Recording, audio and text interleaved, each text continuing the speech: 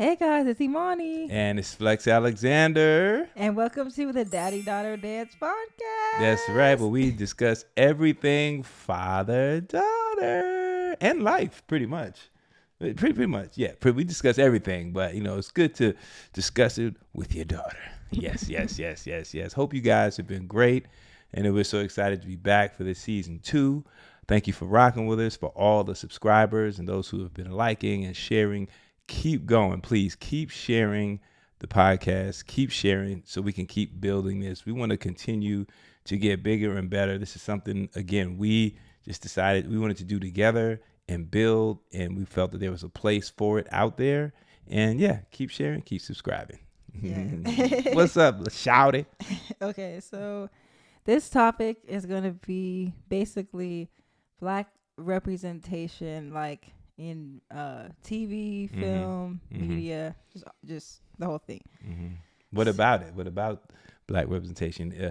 Are you asking, what are my thoughts on it? Is there a lack of? Like, what you guys? I see you guys your stuff, your notes. Well, pretty much kind of all of that. Okay. My first question would be, and then I guess you could ask the question back to me, or like I could also answer it too. Okay. But when was the first time you saw Black representation in TV and film? Oh, wow. The first time I saw Black representation in TV and film. Let me see. I got to go back as far as I can remember. Being a kid was probably the Electric Company. I saw Morgan Freeman on there, and there was another melanated person. There was a Hispanic woman on there. That's the first time I related to us on television. And then after that, it was Good Times. That was the first sitcom I saw where I saw us again. Then of course the Jeffersons and all those shows, and I was like, wow. Film wise, what was the first movie I saw? I saw this movie so many years ago. No one will remember this. It was called Together Brothers, and I was 8, I think, and my brothers took me to this movie theater in the Bronx called the Dover. Movies were like 50 cents, something like that. And then I believe it was after that. What was the next movie I saw? I think it probably was Wild Style or Beach Street, one of those. When I saw that's what changed everything for me. When I saw Wild Style, Beach Street really changed it for me, because that was the really beginning of the hip hop culture and breakdancing and everything. Wild Style was focused more on the graffiti artist, but Beach Street, the story about Lee. And him striving to just be free and break dance, and his brother was a DJ, and it was just so dope, and you couldn't tell me that wasn't going to be me. So those were my first representations. What about yours? So I guess for like throwbacks for TV shows, I was gonna say Good Times, because I remember when you guys would play Good Times like at like the old house and stuff. And that would always just like be on the TV. And we're moving towards more of like my generation. I would say definitely That's So Raven was I remember those the TV was one of the first TV shows, and just that whole just Raven, literally in general, like everything that she's done. I literally was like, oh my gosh, like someone that finally looks like me. And then also, I would say for movies, definitely The Princess and the Frog. Okay. Because, like, I remember how big that was for it to finally be a Black princess, because Disney princess movies have been coming out since, like, the 30s. Yes. And Tiana came out, it was, like, 2008 and 9. It was, like, we finally got that moment to see a princess, because kids grew up watching Disney and stuff like that. So I was like, oh, my gosh, like, there's finally a Black princess. And I remember it was such a big deal for like me and like cousins and friends. Like it was just like finally, like literally finally. And I'm trying to think. Dang, one-on-one didn't even make it in there. No, anywhere. stop. Wow. I'm not One-on-one didn't make it in there. No, anywhere. I'm not done. You weren't gonna get there. No, I was gonna say that too. No, you weren't. Yes, I was. Yeah, okay. I was gonna Sure. No, I was. What the heck? I was gonna say that too. You didn't even watch it in the rerun, so how? No, because no. Never mind. Oh boy. Never mind. I guess that's it. I mean, what is that? Why kids, when your parents do stuff, the kid, they don't even look at it. I do. They just kind of like, yeah, okay, yeah, that's, yeah. I do. We're used to that. I do. Like, oh my gosh. I know that it was like, like all those shows were a part of the black, like the main black TV shows that everybody obviously knows and that made like a, what's the word? Like impact? Yeah. Yeah. Yeah. So I guess that's like, also, this is really random, but Ant Farm too. When I watch Ant Farm, oh yeah, everyone knows. I remember that phase. I literally love China, and I remember watching Ant Farm, and I was like, yeah, like this. Remember they came to the house? Yeah, they came to our house for like birthday. My 10th birthday, and like some after that, and that was like another moment where I was like, yeah, I know that I definitely want to like do this, like seeing China and McClain and stuff like that. So all those people literally have like definitely. So seeing that representation, what did it do for you, for your confidence? What did it do for your, just like you said, you saw them and you were like, okay, yeah, I want to do that. Did that build your confidence more and believe that, okay, I can do this too? I mean, I think so, because I was just like, these people literally were able to like lead a whole network. Like Raven literally put Disney Channel like on the map. like on the map. She put Disney Channel on the map, in my personal opinion. Of course, I love Disney. I love all the other shows, but she was like one of the main people that has done so many other things within Disney. Like you have like the Cheetah Girls, like you have all those other franchises as well. And same with like China, it just made me feel like, okay, like if they can, like not only have their own TV show, like or movies and stuff like that, like I feel like I can do that too, and that there is space for us as well. Yeah, no, it had same effect. It might be a little different. I think when I saw Good Times and shows like that, I was more in awe before I thought about, okay, that's what I'm going to do. I think that hit me later. But seeing a black father, rest in peace, John Amos, and Esther Rolle, Janae Dubois, but seeing a black father and a mother together, it was something that I didn't experience, not having that, just having my mom, your Nana, and my grandmother, your great Nana, really raising us. And not having that paternal figure, it was almost like John Amos was my father. It was any time I could see a melanated father on a show, I looked up to it. Looking at the Jeffersons, seeing Sherman Hemsley's character, this man with his own businesses, and they lived well. They moved on up to the east side. For me, I was just like, wow, because in the South Bronx, we didn't see that. But I was able to relate with it. And what really sparked me to go, okay, that is what I want to do, was Eddie Murphy's Delirious. When I saw his first stand-up special, I might have been 13, 14. I can't remember when it came out.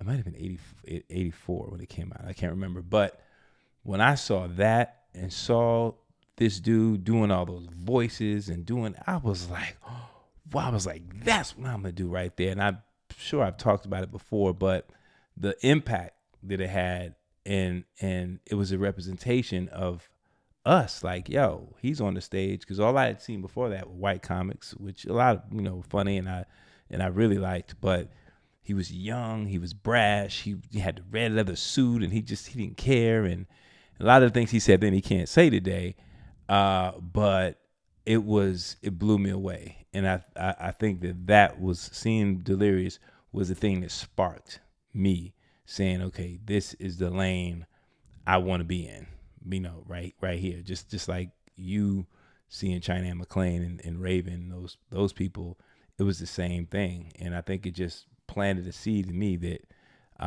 obviously eventually just grew. Yeah. I mean, that's why when they say representation is important, it really is. Mm-hmm. And I realize that more and more with just all things. Like, it really helps people when you do see somebody that either looks like you Mm-hmm. or whatever that may be. Mm-hmm. Like, you're seeing kind of yourself, like, in music, on Mm-hmm. TV. It really helps people feel, It's very important. If you don't see that, then you feel absent in this society. You don't even feel like you have a place, because, and then when you're given your representation by others, that also can really have an impact. So I'm just thankful that I was able to experience those things, and also able to, within one-on-one, be able to really pay. One-on-one was like an homage to all of those shows. We tried to, put in just all of those ingredients from back then, mixed with the early 2000s at that time, to relate to the kids at that time. And it was important. So now I get those kids from that age group coming up to me like, yo, I grew up on you, and da-da-da, and that my father was a single dad, and that's how we spent our time. And so, I'm happy that I've made that effect on people. Okay, my next question is... You don't have to be so formal. Okay. Yeah, I mean, I know how to segue. Do you think that all Black TV shows and movies represent struggle and hardship? That's a good one. That's a good one. A lot of them were rooted in that. Were rooted, again, going to Good Times and all those shows. It was showing just the fact that every week they almost got out, and they almost. And when you think about it now, it was like little money that they were like, we almost got it. I got, almost $6 an hour. It was. Now you look back like, man, that's it. Yeah, and I think that was the other side of it too, that seeing them constantly struggle, but at the same time cheering for them. But then you had the antithesis. You had the Jeffersons, where you saw him being a successful businessman, and his George Jefferson's his thing was like, man, I'm the same. I don't care. I don't care if you white, you Indian, you whatever. I'm the same. I'm a successful businessman. Live up in the penthouse or whatever, and raising his kids, and they were successful in what they were doing. And so it gave us both. Because you look at Good Times and you're like, oh man, a struggle. But then you look at Jefferson's and you was like, okay, we can, succeed. We can do better. But it didn't, for me, it didn't make me feel sad. It didn't make me feel like, oh man, we don't have anything. It did, because my mom and my grandmother, we really didn't realize that we didn't have, because they always worked and always provided. I didn't realize until I got older that, man, we were struggling. We were going through it. So to answer your question, yeah, I mean, it definitely was a lasting impression on me. And even in film, a lot of our films, it's either gang related or it's just struggle. Or he was a prisoner, or he did hard time and he got out. Now he's trying to do right. And it's like, yo, why can't we be successful? Why can't we have a show like Friends, which living single actually was first, and seeing strong Black women and having male friends and, thriving in the world, like that's important to see. And I think in television sometimes it's almost like when we have too many of those shows that show that, there's almost like this panic of like, okay, there's too many. We can't have them thinking that they can be successful. At least that was the thought at that time. So it just and going through what we're going through now with all of the erasing of diversity programming and employment, and not just for us. I mean, for Asian, just across the board, is scary because now it's like, okay, who is going to represent us?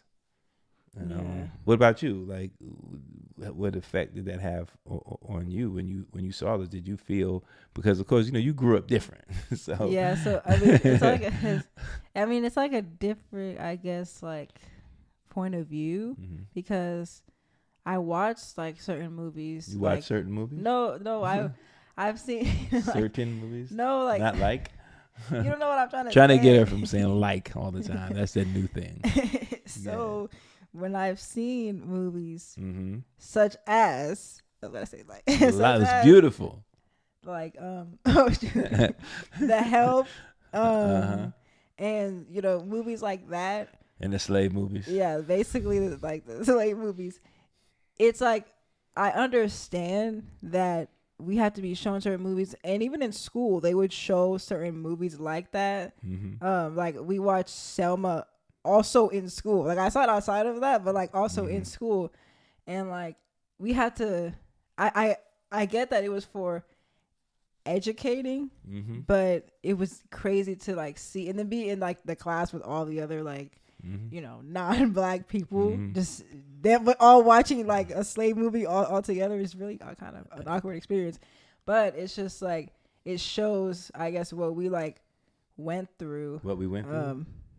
Through that time, and that it doesn't mean that that's all there is to us. Like it's a part of like our history and everything like that. And I think it's great that there are movies that show that, so it could show, even kids now like who need to look back at their history and see certain movies and stuff. I don't think kids now really. I mean, they probably don't care. But they really don't relate. If their parents like wanted to show them like. Yeah, they don't. Kids. This generation doesn't relate to Roots or 12 Years a Slave or they don't relate to that. It's almost like this generation is like that wasn't real, and to see they're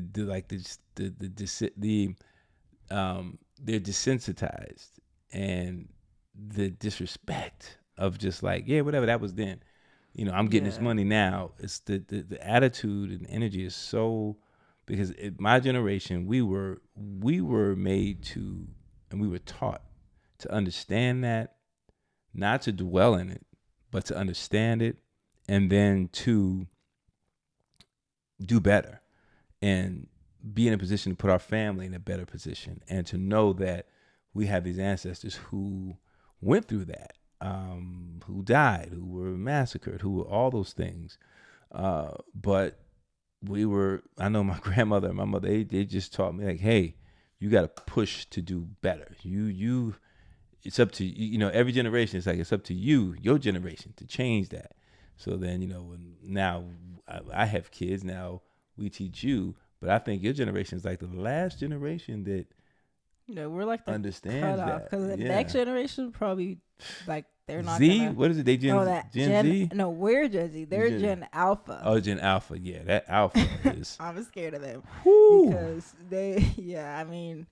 That's why. I mean, I guess that's why I said that, because I'm speaking from like still being able to have experienced certain things like that, and have been able to grow up with certain movies and TV shows. Like even when it comes to our generation of like Disney and stuff, I saw somebody comment on TikTok and they were like, "Oh my gosh, I wish I was born when or I wish I was born to like watch like Hannah Montana and all that in real time." And I was like, wow, I literally remember when Hannah Montana and all those movies. We remember that too. Air and say like coming next on Disney Channel, and you're saying that you wish that you were that you were born at that time. Is scary.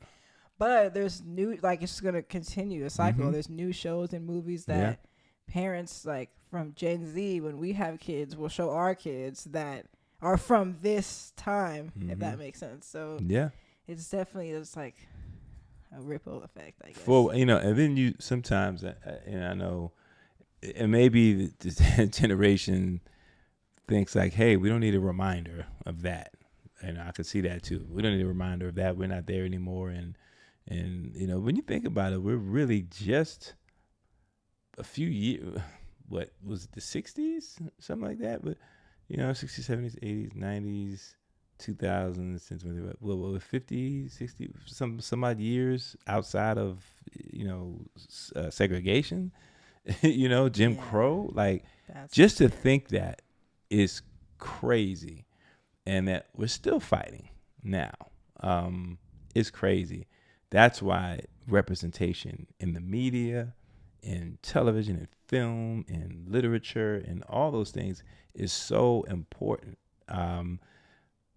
For our history not to be suppressed, there's so many great things that we invented, and you would never know because it's either stolen, the idea is stolen, or it's just buried away. There were inventors that I learned, and I was like, what? And it's crazy, but it's important. And now again, with all of this diversity and inclusion and all that that's going away, they want to take stuff out of the history books, and it is insane that, like, literally in 200 years they're gonna say Tupac was white.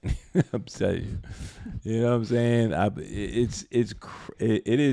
It's crazy to see, but that's why us as parents doing our job to just make you aware. And it's not for you to be you and your brother to be angry, or even this generation to be angry, but specifically for you guys, because you're our children. It's important that where you came from, what you came from, so that you understand going forward your mission, and your at least part of your mission should be like, hey, I've got to make me proud, make my family proud, and my ancestors. And even though there's no immediate connection to your ancestors, but that bloodline, and that it runs deep. It runs very deep. And I think that is one of our missions, to remain aware and finish the job. Yeah. Yeah, me too. Yeah. What you think? Yeah. That's all you think? I mean, I pretty much agree. Like, we have to continue to do what we're supposed to do. And what does that mean for you as an individual? What do you think your individual assignment is to keep that going? For the next generation, what do you think your for representation for that next generation, what do you think your job is? I guess to be another person that's showing, if it's like kids like me that are part of the Gen Alpha or whoever that are coming up, and they're seeing me, or just creatives and stuff like that, to like know that you can do it, and you have people that you can like relate to, because back then I didn't have as many people as we have like now. Like of course we had like Raven and on like Disney Channel, but it was more obviously like white TV shows, which were obviously all great, but it was still more of that than it was black people. So as you saw like the one black person, was like, oh my gosh. So just to know that we can do it, and if you have a dream, to just go for it, and don't let anybody stop you, because I feel like at the end of the day we're the main trendsetters. So that's pretty much what I have to say about that, because at the end of the day we're the foundation, and just keep it going, and do you always. Boom. That's some wisdom right there. Do you always. Okay, so in the comment section you can leave questions, comments. What is your idea? What is your thought on representation for the melanated people. What is your thought on that? What is your thought on everything that's happening, that's being erased or trying to be erased, that won't be around for generations after this next one? What are your thoughts? And more importantly, what are you going to do about it? Yeah. All right. So we appreciate you again so much for tuning in to the Daddy Daughter Dance Podcast. My name is Flex Alexander. Oh, Imani. Sorry, I was waiting for him to say like the Flex A for me. Yeah, I'm going to do that. I'm Flex Alexander. I'm Imani. And you can follow me at Flex A For Real. That's FOREAL. That's on Instagram. That's on Snapchat. That is on what's the other one? God, TikTok. Yes, and Flex Alexander on Facebook. And then Imani Aaliyah with 3 H's on everything. So Instagram, TikTok. Easy. Again, please like, share, subscribe. Please, we need you guys. Subscribe. We listen again. We may not have all of the trashy, trendy stuff that's going on, but we want to just do something different. That is our intention. So we just hope that you would continue to share, you would like, and subscribe. Till next week, we see you then. Peace.